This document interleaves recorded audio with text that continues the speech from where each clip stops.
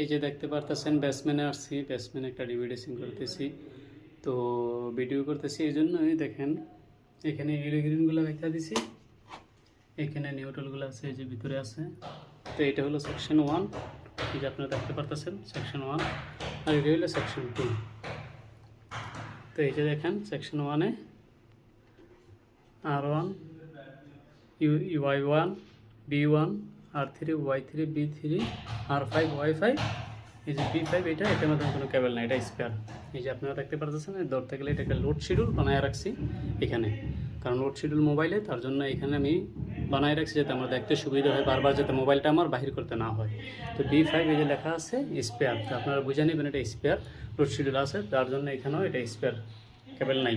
Spare মানে হলো কেবল লাগবে না, বা সেভাবে খালি থাকবে।